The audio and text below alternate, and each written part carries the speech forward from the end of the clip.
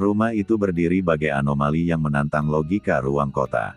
Ketika seluruh distrik dipenuhi suara kendaraan, pedagang, dan manusia yang saling berpapasan, halaman rumah tua itu justru tenggelam dalam keheningan yang sangat tidak wajar. Pagar besi yang menjulang, dengan karat berwarna coklat gelap, memisahkan dunia hidup dari sesuatu yang seakan telah lama ditinggalkan waktu. Dari luar, rumah kolonial besar itu tampak megah namun rapuh, diselimuti lumut dan bayangan pepohonan yang terlalu rimbun untuk berada di tengah kota. Tidak ada hiruk-pikuk yang berani menyentuh udara di balik pagar tersebut. Penduduk kota selalu melintas dengan kepala tertunduk, seolah memandang rumah itu terlalu lama sama saja dengan mencari masalah. Tidak ada yang mau mendekat, apalagi menembus pagar besi yang meliuk seolah merintih saat disentuh angin. Di balik segala misteri itu, sekelompok mahasiswa urban explorer akhirnya menjadikan rumah ini proyek dokumentasi berikutnya. Mereka merasakan daya tarik aneh yang mendorong langkah mereka, meski firasat di perut masing-masing berusaha memberi peringatan samar. Malam pertama mereka tiba, udara mendadak berhenti bergerak. Ketika pagar berhasil dipanjat, aroma apak menyergap kuat, seperti campuran debu tua, kayu lapuk, dan sesuatu yang sudah lama membusuk. Senter yang mereka bawa bahkan tampak lebih redup saat diarahkan ke rumah itu. Rumput liar yang basah menempel di kaki mereka, menambah kesan bahwa halaman tersebut jarang, atau mungkin tidak pernah, ditembus manusia. Setiap langkah mendekat membuat udara semakin dingin, seolah suhu turun beberapa derajat hanya karena kehadiran mereka. Bayangan rumah itu tampak memanjang, meski cahaya bulan tidak cukup kuat untuk menciptakan siluet sedetail itu. Para mahasiswa mengabaikan rasa tidak nyaman yang merambat, mencoba fokus pada rencana dokumentasi yang sudah mereka susun. Di ambang pintu kayu besar itu, sesuatu terasa seperti mengamati mereka. Namun pintu tetap diam, tertutup rapat, dan menunggu mereka untuk masuk lebih jauh ke jantung misterinya. Di dalam rumah, suasana lebih pekat dibanding perkiraan mereka. Lantai kayu tua berderit setiap kali mereka berpindah pijakan, seperti memprotes langkah asing di atasnya. Perabotan besar tertutup kain putih berdiri kaku di setiap sisi ruangan, seolah menjadi mayat-mayat yang dibungkus kain kafan. Debu tebal menempel pada hampir setiap permukaan, kecuali pada beberapa bagian yang tampak lebih bersih, seakan sesuatu baru saja menyentuhnya. Perekam audio yang mereka bawa mulai menangkap suara dengungan frekuensi rendah yang tak terdengar langsung oleh telinga. Gelombang itu terasa menghantam dada dengan halus namun mengganggu. Setiap kali mereka berusaha memfokuskan perhatian pada suara lain, dengungan itu justru semakin kuat, membuat kepala mereka terasa berat. Mereka menyusuri tangga menuju lantai 2 dan menemukan sebuah pintu yang dirantai dari luar. Rantai itu berkarat dan kusam, mengeluarkan aroma besi tua yang menusuk hidung. Udara di sekitarnya jauh lebih dingin dibanding ruangan lain, seperti pintu itu menyimpan hawa yang tidak seharusnya ada di dunia manusia. Ketika salah satu dari mereka menyentuh rantai itu, sensasi dingin seketika menjalar sampai ke tulang. Upaya mereka membongkar rantai itu menimbulkan suara gesekan besi yang keras. Namun anehnya, suara tersebut tidak menggema seperti ruangan kosong pada umumnya. Justru terdengar seolah diserap oleh sesuatu yang tidak terlihat. Ketika rantai akhirnya terlepas, hawa dingin yang lebih menusuk mengalir dari celah pintu, membuat kulit mereka merinding hebat. Saat salah satu anggota meneliti ukiran dinding dekat pintu, jarinya menyenggol benda kecil yang terjebak di dalam celah. Sebuah kalung emas kuno terjatuh ke lantai, tampak berharga namun memancarkan aura yang tidak nyaman, seperti memegang sesuatu yang bukan milik mereka. Mereka kembali ke rumah itu keesokan harinya, namun suasananya terasa jauh berbeda. Rumah itu seolah lebih berat, seperti sedang memeluk udara dan menarik mereka masuk lebih dalam dari sebelumnya. Ada semacam permusuhan samar yang mengalir di setiap sudut, seakan rumah itu sadar bahwa mereka sudah mulai menyentuh rahasia yang tidak seharusnya dibuka. Di aula utama, mereka menemukan sebuah jam Grandfather besar dengan ukiran kayu gelap yang menakutkan. Jarum jam berhenti tepat di pukul 3:07, dengan goresan samar di tepi kaca seperti pernah dicakar sesuatu. Ketika salah satu anggota mengambil foto, hasilnya memperlihatkan pantulan bayangan tinggi berdiri di belakang jam, bayangan yang tidak ada saat foto diambil. Suara lirih mulai terdengar dari lantai atas.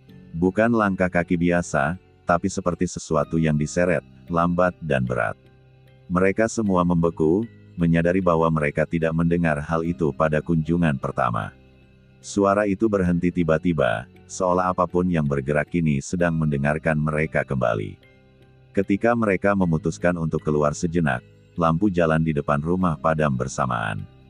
Seluruh lingkungan mendadak gelap total. Sebuah kesunyian yang mengancam menyelimuti rumah itu, menelan suara-suara kota yang seharusnya tetap ada. Malam itu, mereka menyadari bahwa kedatangan mereka tidak lagi sekadar eksplorasi. Rumah itu kini memperhatikan. Saat mereka melangkah kembali ke dalam rumah pada kunjungan berikutnya, sesuatu terasa berbeda dari sebelumnya. Aroma melati yang lembut namun menusuk memenuhi udara, mengalir seperti kabut tipis yang tidak seharusnya ada di tempat seburuk ini. Bau itu tidak berasal dari bunga, melainkan dari sesuatu yang tidak terjelaskan, terlalu pekat, terlalu sempurna, dan terlalu tiba-tiba, seolah ada yang sengaja menebarkannya untuk menyambut kehadiran mereka. Aroma itu menyatu dengan bau apak yang sudah lama menguasai rumah, menciptakan kombinasi yang membuat kepala mereka ringan dan pikiran tidak stabil. Mereka mulai mengambil pengukuran suhu untuk dokumentasi. Namun layar termometer digital menunjukkan angka yang tidak masuk akal. Di beberapa titik ruangan, terutama di dekat jendela berdebu, suhu turun drastis hingga mencapai batas beku, meski ketika mereka menyentuh kaca, permukaannya tetap hangat. Perbedaan itu membuat udara di ruangan terasa pecah-pecah, dingin yang menusuk tulang, namun dilapisi kehangatan yang justru lebih mengerikan. Suasana menjadi tidak stabil, seolah rumah itu bernapas dengan ritme yang tidak sinkron dengan dunia nyata. Di salah satu sudut ruangan, berdiri sebuah cermin tua yang kacanya kusam dan dipenuhi noda hitam. Ketika salah satu anggota menoleh ke cermin itu, ia terpaku sejenak. Di permukaan cermin yang hampir tidak memantulkan apapun, ia melihat kilasan bayangan yang bukan miliknya.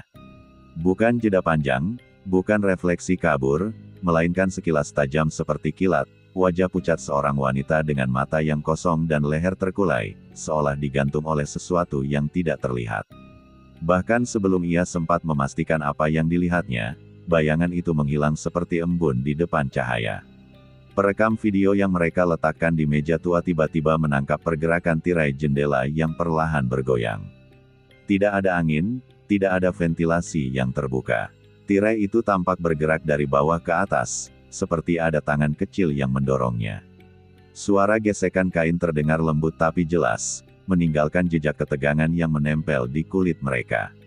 Peralatan elektronik yang mereka bawa mulai kehilangan stabilitas, layar meredup, suara berderak, dan indikator baterai berkedip tak karuan. Di perpustakaan kecil yang mereka temukan hari sebelumnya, sebuah jurnal tergeletak di meja panjang. Jurnal itu tampak usang, seolah telah berada di sana selama puluhan tahun tanpa pernah disentuh. Ketika seorang anggota membukanya, hampir seluruh halaman kosong, kecuali satu halaman yang basah, seperti baru saja terkena tetesan air mata atau embun dingin. Tidak ada tulisan, tidak ada tanda, namun aroma melati semakin pekat di halaman itu, seolah jurnal tersebut menyimpan kesedihan yang tidak dapat dituliskan oleh tangan manusia. Rumah itu seperti sedang memperkenalkan dirinya. Bukan dengan ancaman, tetapi dengan bisikan halus yang memancing rasa penasaran mereka untuk semakin masuk ke perut misterinya. Kembali ke lantai 2, mereka berniat memastikan kondisi kamar yang sebelumnya dirantai. Namun apa yang mereka temukan justru membuat napas mereka tercekat. Rantai berkarat yang sudah mereka lepaskan pada kunjungan sebelumnya kini terpasang kembali. Tidak hanya itu, simpulnya berubah, lebih rapat dan lebih baru, seolah sengaja dikunci ulang oleh seseorang yang paham caranya mengikat logam. Hal ini mustahil terjadi tanpa campur tangan seseorang atau sesuatu yang berada di dalam rumah. Saat mereka mendekat untuk memeriksa, hawa dingin yang keluar dari celah pintu terasa jauh lebih kuat dibanding sebelumnya, seperti napas dalam yang baru dilepaskan oleh sesuatu dari sisi lain. Ketika salah satu anggota mencoba menyentuh gagang pintu, suara tarikan napas panjang terdengar tepat di belakang telinganya. Suara itu berat, lembut, namun terlalu dekat, seperti seseorang berdiri di belakangnya. Seluruh tubuhnya menegang, dan semua anggota kelompok segera mundur beberapa langkah. Dalam ketegangan itu, pintu yang terkunci perlahan bergerak. Tidak terbuka sepenuhnya, hanya menyisakan celah tipis yang cukup untuk memperlihatkan kegelapan pekat di dalamnya. Dari celah tersebut, aroma tanah basah mengalir keluar, bercampur dengan bau melati yang mulai berubah menjadi lebih menusuk. Lalu terdengar suara yang sangat lembut, seperti dentingan kotak musik yang terdistorsi, melodi yang seharusnya manis namun terdengar kacau dan menyayat. Mereka berdiri dalam kebingungan antara rasa takut dan rasa penasaran. Mereka tahu apapun yang ada di dalam ruangan itu memanggil mereka, tetapi naluri bertahan hidup menahan langkah. Tidak ada satupun dari mereka yang berani masuk malam itu. Namun sebelum meninggalkan lantai 2, masing-masing dari mereka membuat janji dalam hati bahwa mereka akan kembali lagi ke ruangan itu, meski rasa takut tumbuh semakin besar. Malam itu mereka pergi dengan perasaan bahwa batas antara mereka dan rumah tersebut sudah dilanggar. Tidak lagi mereka menjadi pengamat, mereka kini adalah bagian dari sesuatu yang bergerak di dalam rumah itu. Ketika mereka kembali memasuki kamar terkunci di kunjungan berikutnya, ruangan itu menyambut mereka dengan kegelapan yang terasa bukan sekadar tidak adanya cahaya. Kegelapan di ruangan itu memiliki kedalaman, seolah lebih padat dibanding udara di ruangan lain. Suhu turun drastis begitu mereka melangkah masuk, hingga uap napas mereka terlihat melayang di udara. Di tengah ruangan, sebuah tempat tidur berkanopi berdiri rapuh dengan kain kasa lusuh yang menggantung seperti jaring laba-laba besar. Di sepanjang dinding, terlihat bekas usapan tangan berlumpur, meninggalkan jejak panjang seolah seseorang berusaha keluar dari ruangan dalam kepanikan. Ketika salah satu anggota menyentuh bekas itu, lumpur tersebut justru terasa hangat, bertolak belakang dengan udara dingin yang menyelimuti ruangan. Nyeri kepala tiba-tiba muncul, membuat pandangannya kabur sesaat. Di bawah tempat tidur, mereka menemukan boneka porselen kecil dengan satu kaki patah, matanya hitam dan kosong seperti lubang tanpa dasar. Boneka itu tampak baru saja diletakkan di sana, meski lapisan debu di sekitarnya menunjukkan bahwa tidak ada aktivitas selama puluhan tahun. Seolah boneka itu sengaja ditinggalkan untuk ditemukan. Saat mereka hendak pergi, suara tawa anak kecil terdengar dari lorong luar kamar. Tawa pelan, tidak jelas, tetapi memiliki keceriaan yang tidak seharusnya ada dalam rumah yang sudah lama mati ini. Suara itu menggema seperti datang dari beberapa arah sekaligus, membuat setiap anggota kelompok merinding hingga ke tulang. Mereka meninggalkan kamar itu dengan perasaan bahwa sesuatu di dalamnya tidak ingin mereka pergi terlalu jauh. Halaman belakang rumah dipenuhi rumput tinggi dan pepohonan yang membentuk bayangan panjang. Di tengahnya, mereka menemukan sumur tua yang tertutup papan kayu lapuk. Ketika papan itu diangkat, bau lembab dan debu tua mengalir keluar seperti napas yang sudah lama terpendam. Saat mereka menyorotkan senter ke dalam sumur, air di bawah tampak keruh dan hampir tidak bergerak.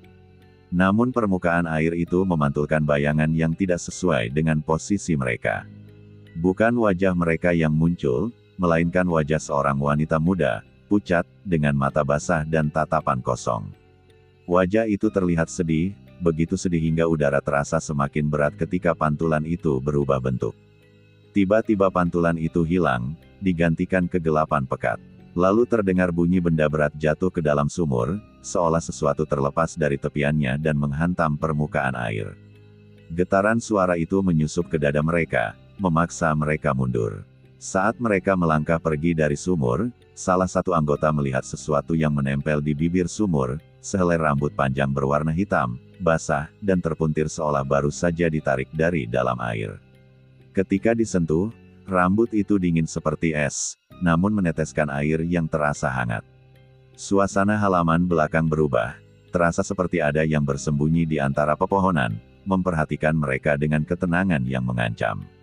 Mereka memasuki ruang perpustakaan yang dipenuhi rak buku berdebu dan aroma kayu tua. Di tengah raungan kesunyian, mereka menemukan sebuah buku harian tua yang hampir hancur dimakan usia. Halamannya menguning, beberapa bahkan robek dan berlubang. Ketika buku itu dibuka dengan hati-hati, halaman demi halaman mengungkap catatan tentang mimpi buruk, bisikan di malam hari, dan rasa diawasi yang terus menghantui penulisnya. Semakin ke belakang, tulisannya menjadi semakin goyah, seperti ditulis dalam ketakutan luar biasa.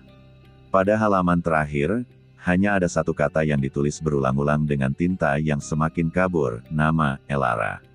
Saat salah satu anggota membacanya pelan, pintu perpustakaan tertutup dengan hentakan keras.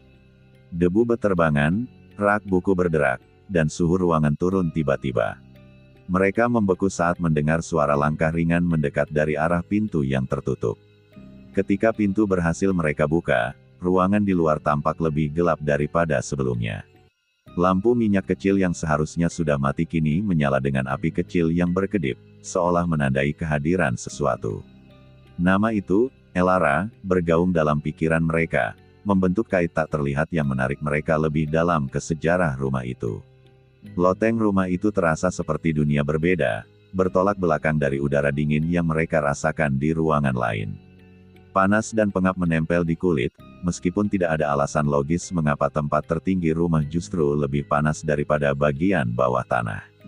Begitu mereka masuk, suara tangisan pelan mulai terdengar. Tangis seorang wanita yang terdengar sangat pilu, seperti meratapi sesuatu yang tidak bisa dikembalikan. Suara itu tidak datang dari ruang terbuka, melainkan dari dalam dinding kayu yang retak. Tangis itu berhenti sesekali, kemudian terdengar lagi dengan nada lebih putus asa, membuat ruangan terasa berdenyut mengikuti ritme. Emosinya, saat mereka berusaha menemukan sumber suara, handicam yang baterainya penuh mati total, seolah seluruh energi terserap oleh sesuatu di ruangan itu. Bayangan hitam panjang melintas cepat di antara tumpukan barang rongsokan, bergerak terlalu cepat untuk ditangkap mata, namun cukup jelas untuk membuat tubuh mereka kaku. Ketika mereka akhirnya memutuskan untuk turun, sebuah dorongan kuat terasa di punggung setiap anggota hampir bersamaan. Dorongan itu nyata dan kasar, seperti tangan besar yang menolak mereka pergi. Mereka berlari turun dengan napas terengah, merasa bahwa apapun di loteng tidak ingin mereka meninggalkan ruangan itu. Malam itu meninggalkan jejak ketakutan yang membekas. Aula utama yang mereka masuki kembali tampak berubah. Mereka memperhatikan sebuah bingkai besar yang sebelumnya berisi foto keluarga, kini kosong. Bagian dalam bingkainya bersih dari debu, seolah foto itu baru saja diambil oleh seseorang. Namun tidak ada jejak siapapun di ruangan itu. Suara berderak berasal dari lantai atas, diikuti suara seperti sesuatu yang diseret perlahan. Ketika mereka memeriksa, tidak ada apapun di sana kecuali jejak telapak kaki kecil di lapisan debu. Jejak itu mengarah ke kamar terkunci, semakin memperkuat firasat bahwa anak kecil yang mereka dengar sebelumnya bukan sekadar ilusi. Mereka semakin yakin bahwa rumah itu mulai mengurung mereka dalam pola yang tidak mereka pahami. Setiap kunjungan membuat mereka merasa kehilangan sesuatu, keberanian, sejarah waktu, atau bagian dari diri mereka sendiri. Perasaan terbebani membuat salah satu anggota mengusulkan berhenti sebelum terlambat. Namun saat mereka keluar rumah, masing-masing memiliki perasaan aneh bahwa mereka membawa sesuatu bersamanya. Bukan barang, melainkan entitas atau bayangan halus yang melekat pada tubuh mereka seperti aroma yang sulit hilang. Dan itulah awal dari gangguan yang mengikuti mereka ke dunia luar. Setelah meninggalkan rumah, malam-malam mereka tidak pernah sama lagi. Setiap anggota kelompok mengalami mimpi buruk identik, berlari tanpa akhir melalui koridor gelap rumah tua itu, dengan suara langkah yang mengikuti dari belakang. Dalam mimpi itu, mereka selalu mendengar nama Elara, dipanggil dengan nada lirih, seolah entitas itu meminta tolong atau memanggil mereka kembali. Beberapa dari mereka mengalami sleep paralisis, terbangun dalam keadaan tidak bisa bergerak sambil melihat siluet wanita berdiri di ujung tempat tidur. Siluet itu tidak bergerak, hanya menatap dalam diam, mengisi ruangan dengan kehadiran yang begitu kuat hingga membuat mereka tercekik ketakutan. Kejadian aneh semakin sering terjadi. Salah satu anggota menemukan bekas lumpur kecil di bawah kasurnya, mirip dengan jejak yang mereka lihat di kamar terkunci. Peralatan perekam mereka rusak tanpa sebab, memutar suara statik dan bisikan yang samar. Rekaman yang berhasil tersisa hanya berisi napas terputus-putus dan suara seperti gesekan kuku di tembok. Mereka mencoba mengabaikan semua itu, namun rumah itu terasa seperti menghubungi mereka, meminta mereka kembali, atau menagih sesuatu yang telah mereka ambil darinya. Dalam usaha mencari jawaban, mereka menelusuri arsip kota yang penuh debu dan catatan lama. Di antara tumpukan dokumen, mereka menemukan artikel koran tentang tragedi sebuah keluarga kaya yang menghilang secara misterius pada tahun 1960-an. Ada dugaan pembunuhan, namun penyelidik tidak menemukan bukti atau jenazah. Nama keluarga itu tercatat sebagai salah satu pemilik rumah tua. Salah satu anggota menemukan amplop yang terselip di antara buku-buku yang mereka bawa dari rumah. Amplop itu tampak tua dan rapuh, dengan segel yang sudah hampir hancur. Ketika dibuka, isinya hanyalah satu kalimat dengan tulisan tangan yang tergesa-gesa, "Pulangkan yang bukan milikmu." Hanya saat itu, mereka menyadari bahwa kalung emas yang ditemukan di dekat kamar terkunci masih dibawa oleh salah satu anggota. Dan kalung itu tampaknya menjadi pusat dari segala gangguan yang mereka alami. Mereka mulai memahami bahwa apapun yang melekat pada kalung itu, tidak ingin berada jauh dari tempat asalnya. Kalung emas itu tampak biasa pada awalnya, namun ketika diperiksa lebih dekat, ditemukan ukiran halus berupa inisial E. Benda itu selalu terasa dingin, bahkan saat diletakkan di bawah sinar matahari. Dan semakin lama mereka menyimpannya, gangguan yang terjadi semakin intens. Anggota yang memegang kalung itu mulai mendengar suara-suara samar, seperti bisikan yang menyebut namanya. Terkadang terdengar seperti anak kecil, terkadang seperti wanita dewasa yang menangis lirih. Bayangan di dinding kamarnya bergerak sendiri pada malam hari, membentuk siluet tipis seolah seseorang berdiri tanpa wujud. Ketika kalung itu diletakkan di meja, bayangan di dinding memanjang dengan sendirinya, mengarah ke kalung itu seolah mencoba meraih atau mengambilnya kembali.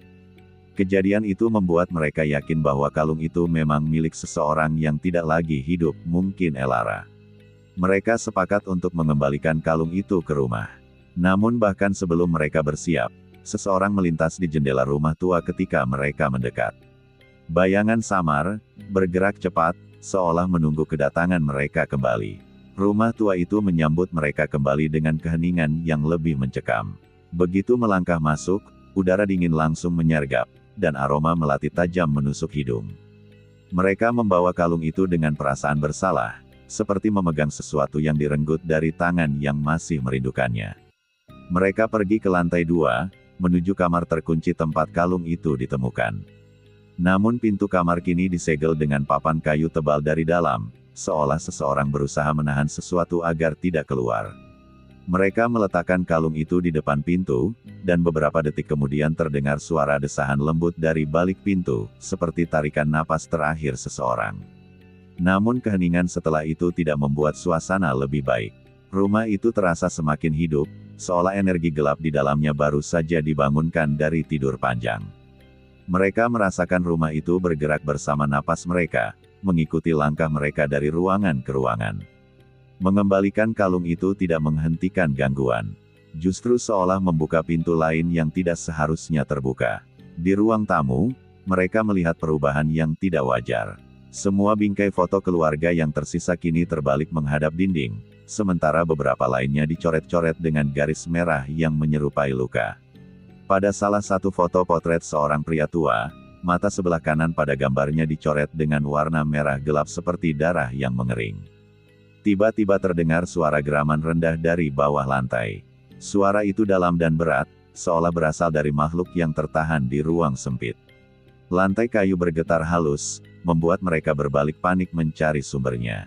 Sebuah catatan kecil tergeletak di lantai, tertulis dengan tulisan yang sama seperti dalam jurnal Elara, "Dia tidak sendiri."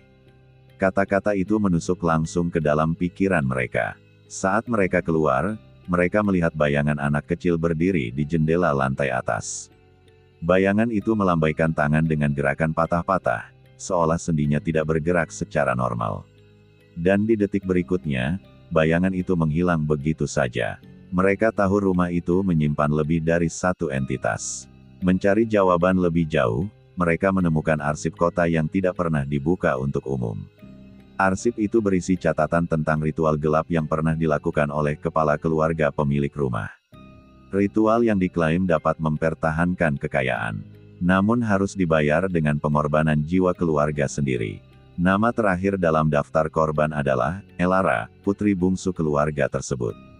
Konon, jiwanya tidak pernah menemukan jalan keluar. Ia menjadi kunci, dan dengan terjebaknya dirinya, entitas-entitas lain yang terkait tragedi itu ikut tertahan di dalam rumah. Ketika mereka kembali ke rumah untuk memeriksa ulang kamar terkunci, papan kayu yang sebelumnya menyegel pintu telah lenyap. Pintu terbuka lebar, memperlihatkan ruangan yang kini berubah.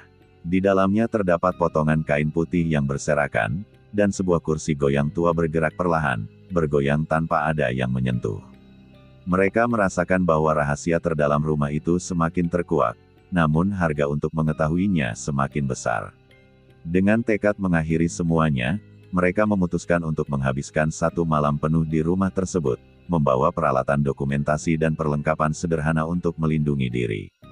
Salah satu anggota membawa linggis besi, satu-satunya benda yang sekilas memberi rasa aman, meski di tempat seperti itu, besi pun terasa tidak berguna. Saat tengah malam tiba, rumah itu hidup. Suara erangan, langkah berlari, benda yang diseret, dan dentingan kotak musik terdengar bersamaan. Dinding bergetar, lantai berderit, dan udara menjadi sangat dingin hingga napas mereka membentuk kabut tebal. Namun yang paling mengerikan adalah suara wanita yang memanggil nama mereka satu persatu, dengan nada memohon namun sekaligus menuntut. Senter mereka berkedip liar, meretakkan bayangan di setiap sudut ruangan. Dalam sekejap, mereka melihat kilatan adegan tragis seperti rekaman rusak, bayangan seorang pria memukul seseorang, sosok anak kecil yang berlari sambil menangis, dan seorang wanita yang mencoba melindungi anak itu. Semua bayangan itu hilang secepat munculnya, meninggalkan mereka dalam teror murni. Rumah itu seolah memuntahkan seluruh ingatan kelamnya. Dalam upaya mencari titik akhir gangguan, mereka mengingat ukiran dinding tempat kalung ditemukan. Ketika diperiksa ulang, mereka menemukan celah kecil berisi kunci emas. Kunci itu dingin dan berat, seperti menyimpan energi yang telah lama terkunci. Kunci tersebut membuka pintu rahasia di lantai ruang tamu, pintu kecil menuju ruang bawah tanah yang berada jauh lebih dalam daripada ukuran rumah seharusnya. Ruang itu lembab, berbau besi dan tanah basah, dan dipenuhi simbol-simbol tak dikenal di dinding. Di tengahnya berdiri altar kecil. Di atasnya terdapat boneka porselen berkaki patah yang sama seperti yang ditemukan di kamar Elara. Boneka itu kini diletakkan rapi seolah berada di tempat yang seharusnya, membuat mereka sadar bahwa boneka itu mungkin memiliki peran dalam ritual yang dilakukan puluhan tahun lalu. Saat mereka mengamati altar itu, suara pintu utama rumah tertutup keras dari atas. Bunyi kunci berputar menyusul, menjebak mereka di kedalaman rumah itu. Mereka tidak lagi menjadi saksi, mereka kini menjadi bagian dari kisah rumah tersebut. Ruang bawah tanah menjadi jebakan yang sempurna. Semua pintu jalan keluar tertutup rapat, sementara udara di ruangan itu terasa semakin berat, menekan dada mereka seperti beban fisik. Bayangan-bayangan bergerak di dinding tanpa sumber cahaya, membentuk wujud yang semakin menyerupai sosok manusia dengan anggota tubuh yang tidak normal. Salah satu anggota berteriak saat melihat entitas berdiri di hadapannya. Wujudnya samar, bergetar, namun cukup jelas untuk memperlihatkan wajah pucat dengan mata gelap yang cekung.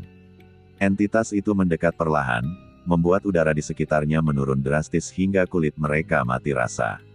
Dalam keputusasaan, salah satu anggota mengangkat linggis yang mereka bawa.